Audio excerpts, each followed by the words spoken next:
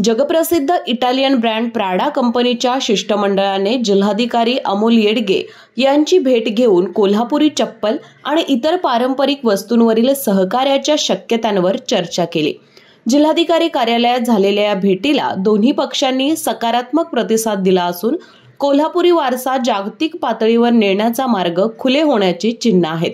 या शिष्टमंडळात Prada footwear विभागाचे तांत्रिक आणि उत्पादन संचालक पाओलो टिवरॉन, पॅटर्न मेकिंग विभागाचे व्यवस्थापक डॅनियल कोंटू, बाह्य सल्लागार आंद्रिया पोलोस्ट्रेली आणि रोबर्टो पोलोस्ट्रेली यांचा सहभाग आहे। या चर्चेला जैन आर्थिक विकास महामंडळाचे अध्यक्ष आणि महाराष्ट्र चेंबर ऑफ कॉमर्सचे अध्यक्ष ललित गांधी, जिल्हा उद्योग केंद्राचे उद्योग अधिकारी बालाजी बिराजदार आणि मेघ गांधी हेही उपस्थित होते। चर्चेच्या दरम्यान जिल्हाधिकारी अमोल येडगे यांनी शिष्टमंडळाला कोल्हापुरी चप्पल, ठुशी, कोल्हापुरी साज अशा अनेक स्थानिक वस्तूंची माहिती देत त्यामागील इतिहास, वारसा आणि कारागिरांचे कौशल्य याचे महत्त्व स्पष्ट केले।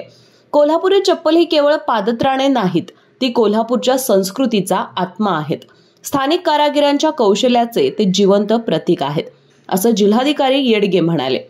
प्राडा शिष्टमंडळाने या भेटीत कोल्हापुरी परंपरेने त्यांना प्रभावित केल्याचं नमूद करत पुढील टप्प्यावर गुणवत्ता वाढ, निर्यात आणि सहकार्याबाबत कंपनीच्या बोर्ड बैठकीनंतर निर्णय घेतला जाईल असं सांगितलं। या दरम्यान सहकार्याबाबतच्या संभाव्य करारांसाठी जिल्हा प्रशासन, उत्पादक कंपन्या आणि संबंधित संघटनांशी संपर्क केला जाईल असंही त्यांनी स्पष्ट केलं। या भेटीमुळे कोल्हापुरी परंपरेला नवसंजीवनी मिळण्याची आणि स्थानिक उद्योगांना आंतरराष्ट्रीय व्यासपीठ उपलब्ध होण्याची आशा निर्माण झाली आहे।